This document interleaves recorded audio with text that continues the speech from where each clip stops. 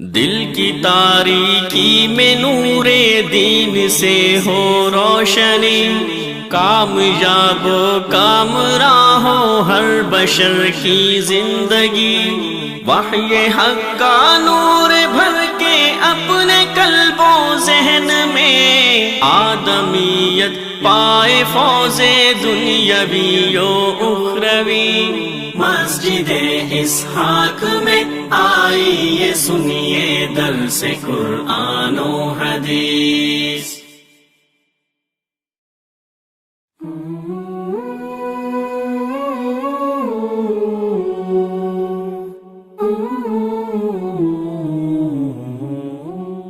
نحمده ونصلي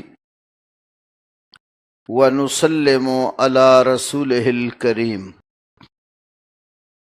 اما بعد فاعوذ بالله السميع العليم من الشيطان الرجيم من همزه ونفخه ونفثه۔ بسم الله الرحمن الرحيم۔ يا أيها الذين آمنوا إن جاءكم فاسق بنبأ فتبينوا، وقال النبي صلى الله عليه وسلم نذر الله امرأ سمع منا حديثا فحفظه ووعاه ثم أداه كما سمعه۔ رب اشرح لي صدري ويسر لي امري واحلل عقدة من لساني يفقهوا قولي۔ پچھلے درس میں محدثین کی کچھ کاوشیں علم حدیث کے حوالے سے ان کی محنت وہ میں نے آپ کے سامنے ذکر کی تھی۔ یہ عنوان تو بڑا مفصل اور طویل ہے، ائمہ حدیث کی بے شمار خدمات ہیں جو تھوڑے سے وقت میں بیان نہیں کی جا سکتی، لیکن پھر بھی اس کا کچھ نہ کچھ حصہ ضرور ذکر کیا جائے گا تاکہ ہمیں اس بات کا آگاہی ہو جائے کہ یہ جو دین آج ہمارے پاس محفوظ ہے یہ ان محدثین کرام رحمہم اللہ اجمعین کی محنتوں کا نتیجہ ہے۔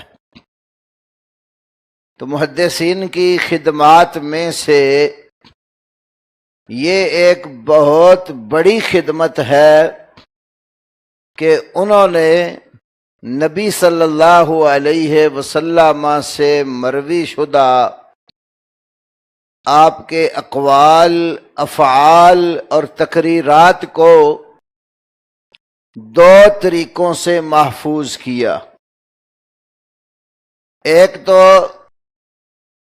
احادیث اور سنن کو سن کر اپنے سینوں میں محفوظ کیا، اور دوسرا طریقہ احادیث اور سنن کو اپنے اساتذہ اور مشائخ سے سن کر اسے لکھ کر محفوظ کیا۔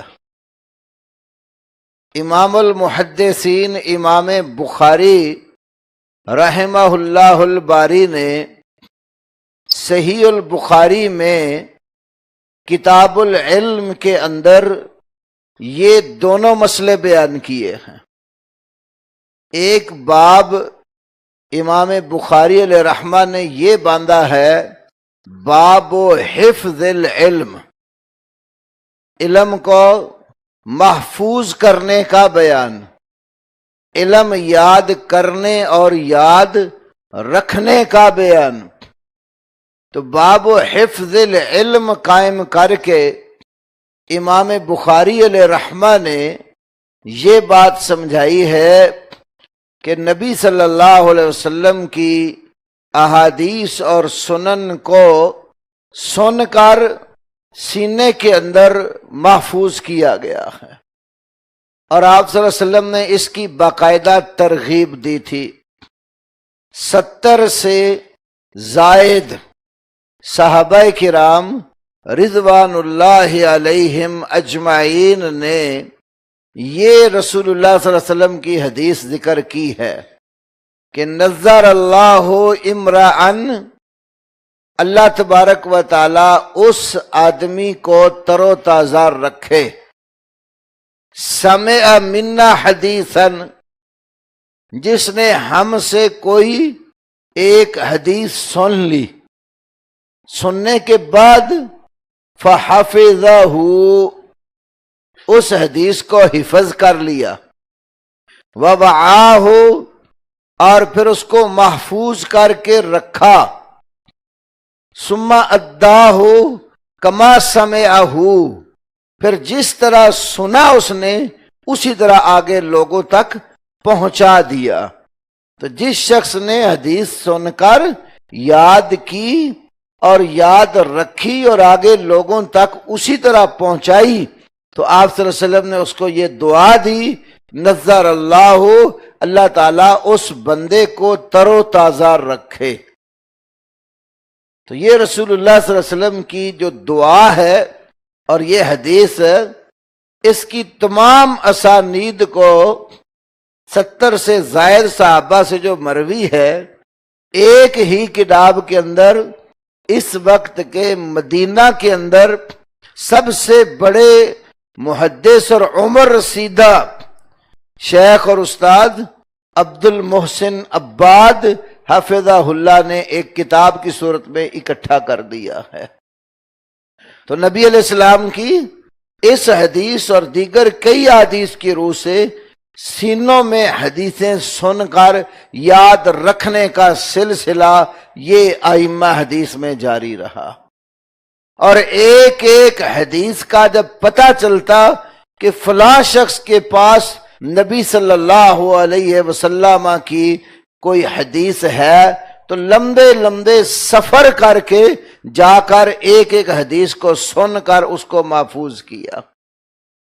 اور دوسرا طریقہ حدیث کو لکھنے کا، تو یہ جو لکھنے کا طریقہ ہے، اس کے بارے میں امام بخاری نے باب باندھا، باب کتابت العلم، علم کو لکھ کر محفوظ کرنا۔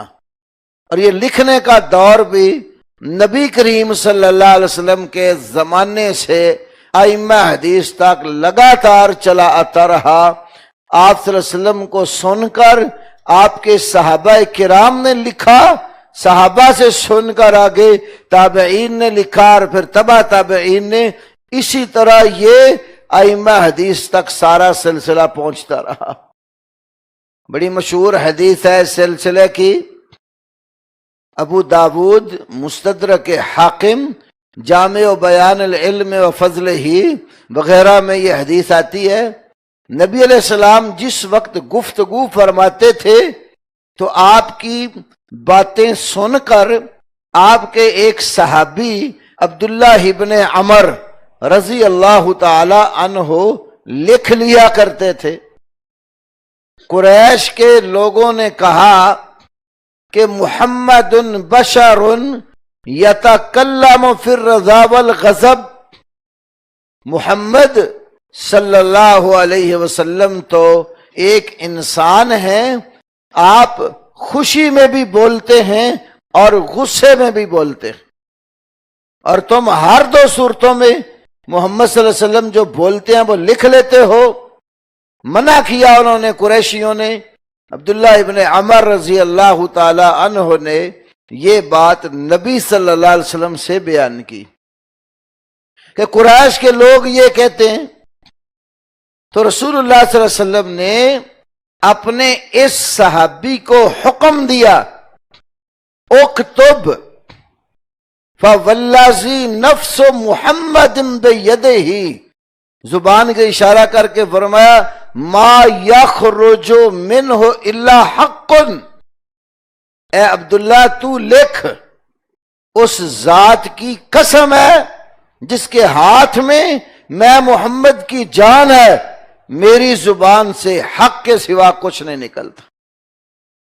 تو اللہ کے نبی بولتے تھے، صحابہ لکھتے تھے، عبداللہ ابن عمر لکھتے تھے۔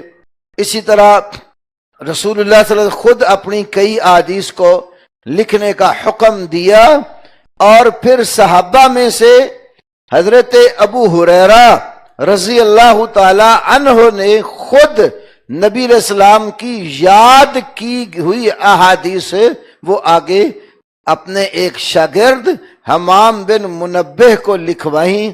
وہ لکھا ہوا ذخیرہ آج بھی دنیا میں موجود ہے۔ میرے اپنے کتب خانے میں حضرت ابو ہریرہ رضی اللہ عنہ کی لکھوائی ہوئی یہ حدیث کی کتاب صحیفہ حمام ابن منبہ موجود ہے۔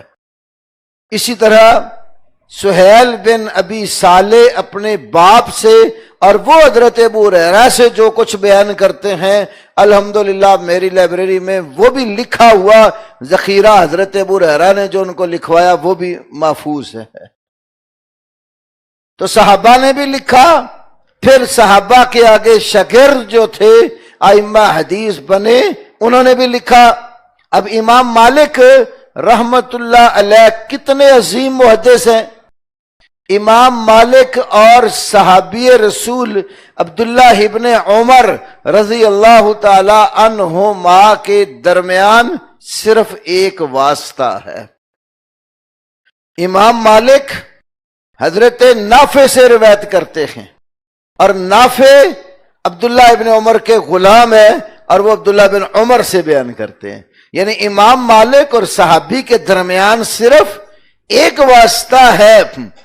تو یہ ایک واسطے سے صحابی رسول عبداللہ ابن عمر کے شاگرد ہیں، اور امام مالک نے مدینہ کے اندر رہ کر صحابہ کی اولادیں ان کے شاگردوں سے ذخیرہ سن کر لکھا۔ وہ آج موطا امام مالک کے نام سے مشہور حدیث کی کتاب لکھی موجود ہے۔ اسی طرح امام مالک کے شاگردوں میں بڑے اماموں میں سے امام محمد بن ادریس الشافعی ہیں۔ تو امام شافعی علیہ الرحمہ نے بھی حدیث کا ذخیرہ مرتب کیا۔ آج دنیا میں ان کی دو عظیم کتابیں معروف ہیں، ایک کتاب مسند شافعی اور دوسری کتاب کتاب العم۔ کتاب العم میں بھی امام شافعی بہت ساری حدیث انہوں نے لکھی ہیں، اور مسند شافعی بھی ان کی حدیث کی کتاب آج موجود ہے۔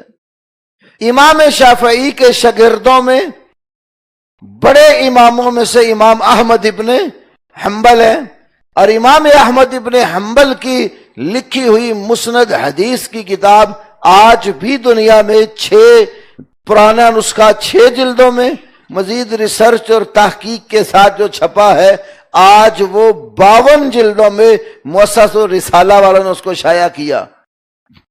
امام احمد کے پھر بڑے شاگردوں میں امام بخاری علیہ رحمہ آتے ہیں۔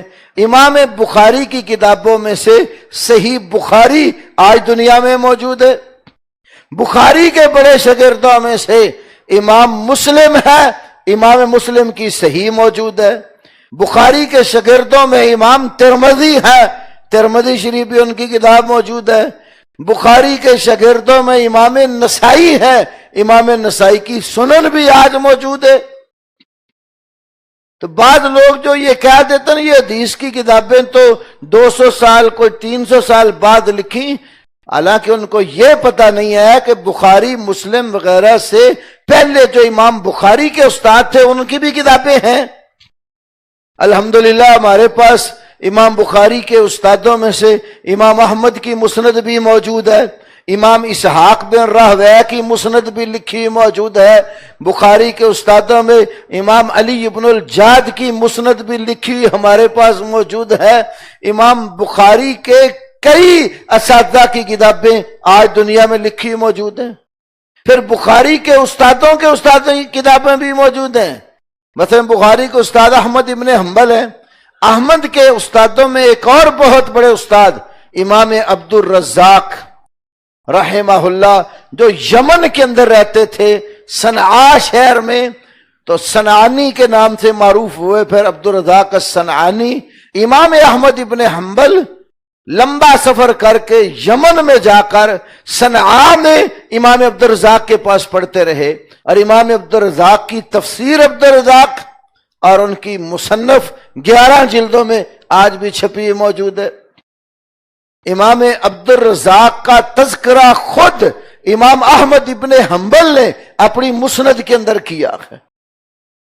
امام احمد لکھتے ہیں اپنی مسند میں کہ جس وقت ہم صنعاء میں امام عبدالرزاق کے پاس پڑھنے گئے تھے تو صنعاء میں پانی کی قلت تھی، 2-3 میل کا سفر کر کے وضو کے لیے ہم لوگ جا کر پانی لیتے تھے اور وضو کر کے آتے تھے، اتنا لمبا سفر کرتے تھے، اور یہ ساری مشقت حدیث کی حفاظت کے لیے کی۔ یہ تو میں نے چند کتب کا نام لیا آپ کے پاس، ورنہ الحمدللہ حدیث کی کتابوں کے ذخائر جو ہیں، جو کئی واسطوں کے ساتھ مرتب کیے گئے، آج موجود ہیں۔ خود میری ذاتی لائبریری میں پورا ایک کمرہ وہ صرف حدیث کی کتابوں پر مشتمل ہے۔ جو طالب علم میرے یہاں آتے ہیں ان کو الحمدللہ پتہ ہے اس کا۔ تو اس کے علاوہ جو کبار علماء ہیں ان کے پاس تو بہت بڑی لائبریریاں ہیں۔ تو ایک تو یہ عظیم خدمت ہے محدثین کی کہ انہوں نے حدیث رسول کو سینوں میں بھی یاد کیا اور لکھ کر بھی دنیا تک پہنچایا۔ پھر ایک دوسری بڑی خدمت، جب صحابہ کا زمانہ تھا نا تو صحابہ کرام تو سارے کے سارے عادل، متقی اور پرہیزگار تھے۔ یہ اہل السنہ اہل الحدیث کا اتفاقی عقیدہ ہے۔ جتنی ہمارے محدثین کی اصول حدیث پر لکھی ہوئی کتابیں موجود ہیں، ان کتابوں میں یہ قاعدہ آپ کو ملے گا کہ الصحابۃ کلہم صدوق عدول، تمام صحابہ سچے اور عادل ہیں۔ اور بڑے محدثین میں سے جنہوں نے اصول حدیث پر کتابیں لکھی، خطیب بغدادی ابو بکر احمد بن علی بن ثابت خطیب البغدادی بڑے مشہور محدث گزرے ہیں۔ خطیب بغدادی نے علم حدیث پر ایک کتاب لکھی ہے الکفایہ فی علم الروایہ۔ یہ جتنے بچے حدیث پڑھنے والے ہیں نا ان کے لیے اصول پڑھنے کے لیے بڑی شاندار کتاب ہے الکفایہ فی علم الروایہ۔ اس کتاب میں پورا ایک چیپٹر اور عنوان امام بغدادی نے یہ مرتب کیا ہے کہ اللہ کی کتاب اور نبی علیہ السلام کی سنت اور حدیث کی روح ہے، تمام صحابہ عادل ہیں، اور پھر آیات اور احادیث صحابہ کی عدالت پر لکھی۔ تو صحابہ پر تو کوئی روایت بیان کرنے میں اعتراض نہیں ہے۔ صحابہ کے دور کے بعد جس وقت مزید جھوٹ بولنے لگے لوگ اور فتنہ عام ہونے لگا، پھر ائمہ حدیث نے ایک اور کام کیا۔ وہ کام یہ تھا کہ کوئی بھی آ کر خبر دیتا، روایت بیان کرتا، تو اللہ کے حکم کے مطابق اس کی ریسرچ کرنی تھی کہ یہ جو نبی علیہ السلام کے حوالے سے آ کر کسی واسطے سے بیان کر رہا ہے، یہ درمیان میں آنے والے واسطے قابل اعتماد ہیں یا نہیں ہے۔ تو سند کا اہتمام ہونے لگ گیا۔ امام مسلم رحمت اللہ علیہ کی جو صحیح ہے، صحیح مسلم کے اندر عبداللہ بن مبارک رحمت اللہ علیہ سے امام مسلم یہ بات نقل کرتے ہیں کہ عبداللہ بن مبارک علیہ رحمہ فرماتے ہیں الاسناد من الدین ولولا الاسناد لقال من شاء ما شاء۔ سند جو ہے یہ دین کا حصہ ہے، اگر سند نہ ہوتی تو جو شخص جو اس کا جی چاہتا کہہ دیتا۔ تو جب بھی حدیث کوئی بیان کرتا اس سے پوچھا جاتا من حدثا کا، یہ حدیث تمہیں کس بندے نے بیان کی ہے؟ تو امام مسلم نے صحیح مسلم کے مقدمہ میں پورا باب باندھا ہے، باب بیان ان الاسناد من الدین، اس بات کا بیان کہ سند دین کا حصہ ہے۔ ایک باب بندہ باب وجوب روایات یعنی ثقات کہ ثقہ اور قابل اعتماد راویوں سے روایت لینا واجب ہوتا ہے، اور ایک باب یہ بندہ النہی عن الحدیث بکل ما سمع کہ ہر سنی سنائی بات جو ہے وہ بیان کرنے سے منع کیا گیا ہے۔ اسی طرح ایک باب بندہ النہی عن الروایات یعنی الضعفاء کمزور اور ضعیف راویوں سے روایت بیان کرنے کی ممانعت۔ تو ان بابوں میں امام محمد ابن سیرین رحمت اللہ علیہ جو بڑے عظیم محدث تھے اور خوابوں کی تعبیر میں تو بڑے معروف مانے جاتے ہیں، امام محمد ابن سیرین صحیح بخاری کے راوی ہیں، یہ خود بھی محدث ہیں، اور امام محمد بن سیرین کی ہمشیرہ حفصہ بنت سیرین بھی محدثہ ہیں۔ یہ دونوں بہن بھائی عظیم محدث تھے، دونوں سے صحیح بخاری میں بہت ساری حدیث ہیں۔ تو امام محمد ابن سیرین علیہ الرحمہ فرماتے ہیں جس وقت فتنہ جو ہے واقع ہونا شروع ہو گیا، پھر کوئی روایت بیان کرتا تو ہم یہ کہتے کہ سمو لنا رجالکم، جن راویوں سے تم روایت بیان کر رہے ہو نا ان کے نام ہمارے سامنے بیان کرو۔ اور یہ بھی قاعدہ بنا دیا کہ جو شخص اہل السنہ میں سے ہوگا، اللہ کے رسول صلی اللہ علیہ وسلم اور آپ کے صحابہ کو ماننے والا ہوگا اور قابل اعتماد ہوگا، اس سے روایت لی جائے گی، اور جو اہل بدع میں سے ہوگا اس سے روایت قبول نہیں کی جائے گی۔ پھر ائمہ نے کیا کیا؟ جو لوگ علم حدیث پڑھنے والے تھے، لکھنے سننے والے تھے، ہر بندے کی ہسٹری محفوظ کی۔ یہ اسلام کے اندر محدثین کی ایک ایسی خدمت ہے جو پہلے جتنے نبی گزر چکے ہیں کسی نبی کی امت میں یہ خصوصیت نہیں ہے۔ آج دنیا کے اندر کسی بھی پیغمبر کی ان کے شاگردوں سے بیان کردہ روایات تو ہونا، سند کے ساتھ ہونا تو دور کی بات ہے، ویسے ہی محفوظ نہیں ہے۔ لیکن ہمارے نبی محمد صلی اللہ علیہ وسلم کی طرف جو بات بھی منسوب کی گئی، جن واسطوں سے آئی، وہ واسطے بھی محفوظ کر دیے گئے۔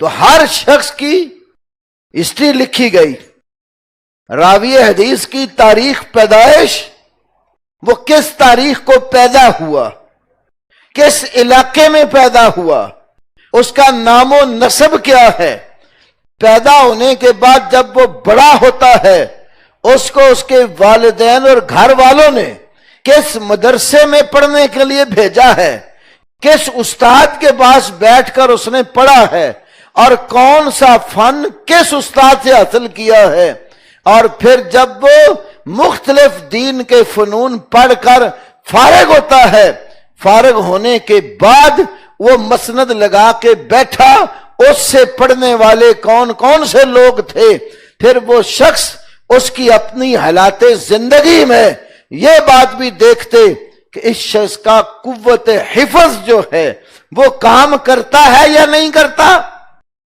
حافظہ اس کا مضبوط ہے یا نہیں ہے۔ حافظہ اگر خراب ہے اس کی بھی اقسام بیان کی کہ کسی شخص کا حافظہ پیدائشی طور پر کمزور ہے یا پہلے ٹھیک تھا، زندگی میں اس کو کوئی ایسا غم لائق ہوا جس کا اثر لے کر دماغ کے اوپر اس کا حافظہ متغیر ہو گیا۔ پیدائشی طور پر اگر اس کا حافظہ خراب ہے اس کو سیء الحفظ کہا، جس کا حافظہ کسی حادثے کی وجہ سے خراب ہوا، جیسے مثال کے طور پر عبداللہ ابن لہیہ مصر کے اندر رہنے والا ایک محدث اور راوی ہے، اس کے کتب خانے میں آگ لگ گئی تھی، کتابیں ساری جل گئیں، کتابوں کا دکھ اور صدمہ اتنا زیادہ ہوا کہ اس کا حافظہ بدل گیا۔ بات یاد نہیں رہتی تھی۔ پھر یہ بھی لکھا محدثین نے، جب حافظہ بگڑا تو جس وقت حافظہ بگڑا تھا اس سے پہلے کا جو دور ہے، پہلے کے دور میں کون کون سا بندہ اس سے روایت کرتا ہے، حافظہ خراب ہو جانے کے بعد کا جو دور ہے اس دور میں کون کون سے لوگ اس سے روایت کرتے ہیں، باقاعدہ ایسے راویوں کو منتخب کر کے ان پر بھی مستقل کتابیں لکھی۔ اسی طرح حافظے کے ساتھ پھر اس کی عدالت، وہ متقی پرہیزگار ہے یا نہیں ہے، فاسق ہے فاجر ہے، کیونکہ اللہ کہتا ہے ایمان والو اگر کوئی فاسق تمہارے پاس خبر لے کر آئے تو چھان پھٹک کر لو، تو دیکھتے تھے فاسق ہے یا نہیں ہے، بد عمل ہے یا نہیں ہے۔ اگر بدعتی ہے تو وہ کسی بڑی بدعت کا مرتکب ہے جو اسلام سے خارج کرتی ہے، یا چھوٹی بدعت کا مرتکب ہے، اور بدعتی راوی روایت بیان کر رہا ہے، اس کی بیان کردہ روایت اس کی بدعت کی تائید کرتی ہے یا نہیں کرتی، تو اس کے متعلق بھی پوری تفصیل کے ساتھ لکھا۔ پھر ایسے ہی راویوں کے حوالے سے انہوں نے سفر کہاں کہاں کیا، ہم کسی ایک ہی شہر میں بیٹھ کر پڑھتے رہے ہیں یا اپنے شہر سے نکل کر باقی جو دوسرے ملک اور شہر ہیں وہاں کے بھی سفر کیے ہیں یا نہیں کیے، سفر کیے ہیں تو کہاں کہاں کے کیے ہیں، اور ان اسفار میں کن کن استادوں سے جا کر ملے اور ان سے کون کون سی روایات لیں، یہ بھی باقاعدہ ائمہ حدیث نے ضبط کیا۔ اور پھر یہ بھی لکھا کہ اپنے استاد سے جب یہ حدیث سنتے ہیں آگے بیان کرنے میں ان کا انداز اور طریقہ کیا ہوتا، کن لفظوں سے وہ آگے حدیث کو روایت کرتے ہیں۔ لفظ ایسے بیان کرتے ہیں جن میں سننے کی وضاحت ہے، جیسے سمیت ہو میں نے سنا، حدثنا اخبرنا، یا ایسے لفظ بولتے ہیں جس میں سننے اور نہ سننے دونوں کا معنی پایا جاتا ہے۔ تو ایک ایک چیز کو لکھا اور کچھ علم رجال وجود میں آ گیا، اس کو کہتے ہیں علم الرجال، راویوں کے حالات، ان کی زندگی پرکھنا کہ یہ راوی کس درجے کا ہے، کس سے روایت کرتا ہے، قابل اعتماد ہے یا نہیں ہے۔ میں اس کی ایک مثال آپ کو دیتا ہوں۔ صحیح مسلم میں شروع میں جو مقدمہ ہے صحیح مسلم کا، امام مسلم رحمت اللہ علیہ اپنے مقدمہ میں ایک روایت لائے، ابو اسحاق ابراہیم بن عیسیٰ الطالقانی، ابراہیم بن عیسیٰ ابو اسحاق الطالقانی ایک ثقہ محدث ہیں، وہ کہتے ہیں میں نے عبداللہ ابن مبارک سے کہا یا ابا عبد الرحمن الحدیث الذی جاء، اے ابو عبد الرحمن، یہ کنیت ہے عبداللہ بن مبارک کی، اے ابو عبد الرحمن اس حدیث کے بارے میں کیا کہتے ہو جو یوں وارد ہوئی ہے، اِنَّ مِنَ الْبِرِّ بَعْدَ الْبِرِّ ان تصلی لأبویک ما صلاتک وتصوم لہما ما صومک۔ کہتے ہیں ایک حدیث آئی ہے کہ نیکیوں کے بعد سب سے بڑی نیکی یہ ہے کہ جب تو اپنی نماز پڑھے نا تو اپنی نماز کے ساتھ اپنے ماں باپ کی طرف سے بھی ایک نماز پڑھ، اپنا روزہ رکھے تو روزہ رکھنے کے ساتھ ماں باپ کی طرف سے بھی روزہ رکھ۔ تو یہ جب اس نے کہا نا یہ حدیث ہے تو عبداللہ بن مبارک کیا فرماتے ہیں، کہتے ہیں یا ابا اسحاق امن ھذا، اے ابو اسحاق تو یہ بتا امن ھذا، یہ حدیث کیسے تو نے روایت کی ہے؟ کہنے لگے ھذا من حدیث شہاب ابن خراش، یہ حدیث شہاب بن خراش محدث نے بیان کی۔ فقال ثقۃ، عبداللہ بن مبارک فرماتے ہیں شہاب ثقہ ہے، لیکن یہ بتا امن شہاب نے کس سے لی ہے؟ تو کہنے لگا حجاج بن دینار سے، کہنے لگا وہ بھی ثقہ ہے، اور حجاج بن دینار نے کیسے سنا؟ کہنے لگا حجاج کہتا ہے کہ رسول اللہ نے فرمایا۔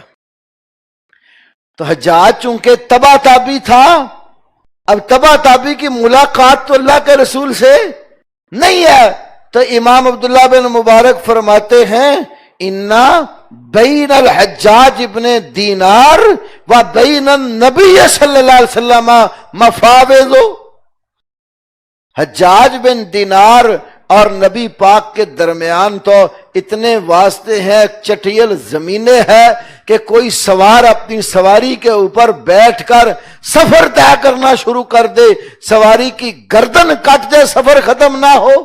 کہاں تبا تابی اور کہاں اللہ کے رسول، یہ بیچ والے واسطے کدھر ہیں؟ تو کہنے لگے کہ یہ روایت بالکل درست نہیں ہو سکتی، ہاں صدقہ جو ہے وہ میت کی طرف سے بالاتفاق کیا جا سکتا ہے، نیکی کرنی ہے تو میت کی طرف سے صدقہ کر، یہ نہیں ہے کہ میت کے تو نمازیں پڑھنا شروع کر دے اور اس کے لیے روزے رکھے۔